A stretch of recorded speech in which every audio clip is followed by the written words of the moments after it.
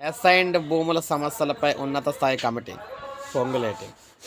So మీరు చూసుకుంటే రాష్ట్ర వ్యాప్తంగా అసైన్డ్ భూముల సమస్యలను పరిష్కరిస్తామని రెవెన్యూ మంత్రి పొంగులేటి శ్రీనివాసరెడ్డి తెలిపారు.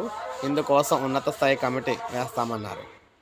గురువారం శాసనసభలో 0 అవర్ సందర్భంగా సభ్యులు బీర్ల ఐలయ్య లేవనెత్తిన అంశంపై మాట్లాడారన్నమాట. రాష్ట్రంలో గతంలో పేదలకు సర్కారు అసైన్డ్ భూములు ఇచ్చిందని, వాటిలో చాలామంది ఇందిరమ్మ ఇల్లు కట్టుకున్నారని, ఇప్పుడు అవి 22A నిషేధ జాబితాలో ఉండడంతో పేదవారు ఇబ్బంది పడుతున్నారని మంత్రి చెప్పారు. ఈ సమస్యను పరిష్కరించేందుకు 1-2 రోజుల్లో ఉన్నత స్థాయి కమిటీని నియమిస్తామని చెప్పారు. అయితే శాసనసభలో 0 అవర్ 2 గంటల పాటు సాగింది. ఈ సందర్భంగా స్పీకర్ అధికార విపక్ష సభ్యులకు అవకాశం ఇచ్చారు. ఇందులో వీరైతే అడగడం జరిగింది.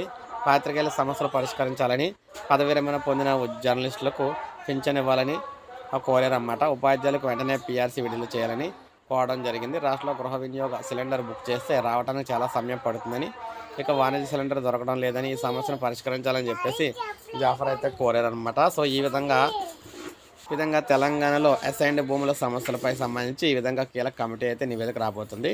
దాంతోపాటు ఉద్యోగులకు సంబంధించి PRCకి సంబంధించి కూడా అసెంబ్లీలో అడగడం అయితే జరిగిందనమాట. సో ఇది అప్డేట్. ఒక లైక్ చేయండి, సబ్స్క్రైబ్ చేసుకోండి మన ఛానల్.